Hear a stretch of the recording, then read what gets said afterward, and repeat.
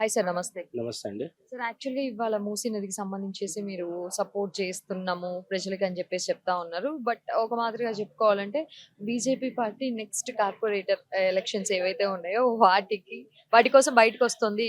ఇలా మీటింగ్స్ పెడుతుంది అని చెప్పేసి వార్తలొస్తా ఉన్నాయి. నిజమా?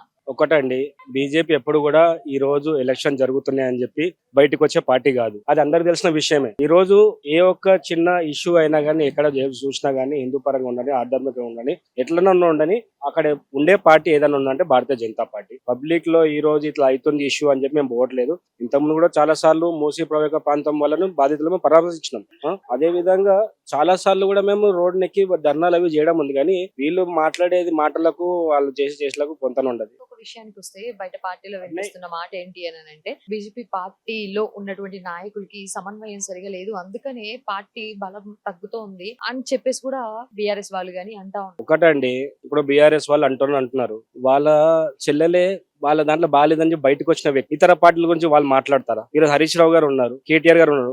ఒక వేదిక మీద ఎందుకు కూర్చోలేకపోతారు వాళ్ళు ఎక్కడ కూడా? సో ఫస్ట్ వాళ్ళని సర్దిద్దుకున్నాక ఇతర పార్టీ గురించి మాట్లాడితే బాగుంటది. అదే విధంగా లోకల్లో కూడా చూసుకుంటే ఏ ఒక్కరు ఏ పార్టీలో ఉన్నారో కూడా తెలియదు. ఈ రోజు బీఆర్ఎస్ లో ఉన్నావా, కాంగ్రెస్ లో ఉన్నావా కన్ఫ్యూజన్ లో వాళ్ళే కొట్టుకొని వస్తున్నారండి. బీజేపీని విమర్శించిన నైన్త్ విలువ ఇలా లేదు. అది నేను చెప్పదలుచుకున్న సూటిగా.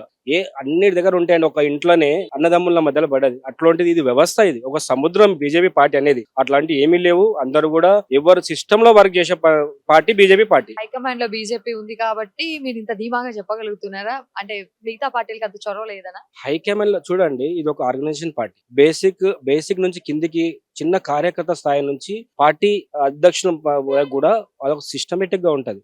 ఒక ప్రణాళిక ఉంటది. వర్క్ షాప్లు నిర్వహించుతారు. అవి అన్ని ప్రాసెస్ ఉంటది. వాళ్ళు ఈ రోజు నేను చెప్పాను ఇంతకు ముందే, ఈ రోజు ఈ పార్టీలో ఉండే వాళ్ళు రేపు ఇంకో పార్టీలో ఉంటారు. వాళ్ళు సిస్టమేటిక్ తెలియదు. ఈ పార్టీలో ఉంటే ఫస్ట్ మనం ఇక్కడ నుంచి ఎట్లయితే మొక్క నాటుతామో అక్కడ నుంచి వృక్షం అయిన వరకు కూడా ఇక్కడే ఉంటారు. కొట్టేసే వరకు కూడా ఇక్కడే ఉంటారు.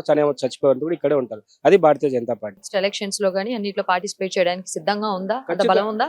ఖచ్చితంగా అండి. నేను చూసుకున్నట్టయితే మొన్న గ్రామ పంచాయత్ లో గానీ, నిన్న మున్సిపల్ ఎలక్షన్స్ లో గానీ చాలా ఓటింగ్ శాతం అనేది చాలా పెరిగింది. ఈ రోజు నేను కూడా ఒక దగ్గర పోయిన ఇన్ఛార్జ్ గ్రామ పంచాయత్ ఎలక్షన్ లో పనిచేసిన, తర్వాత మున్సిపల్ ఎలక్షన్ లో మైనాబాద్ లో వర్క్ చేసిన. అక్కడ ఇండిపెండెంట్ గా మనం బీజేపీ సొంతంగా 4 సీట్లు గెలుచుకుంది. అక్కడ ఉన్న 26లో 4 సీట్లు గెలుచుకుంది. 4 సీట్లు ఇండిపెండెంట్ గెలిచిన వాళ్ళు కూడా మా వాళ్ళే. సో 8 మంది, ఈ రోజు 26లో 8 మంది అంటే 1/4% మేమే కదా. మరి పబ్లిక్ చెప్పాలి, అది వాళ్ళు చెప్పాలి.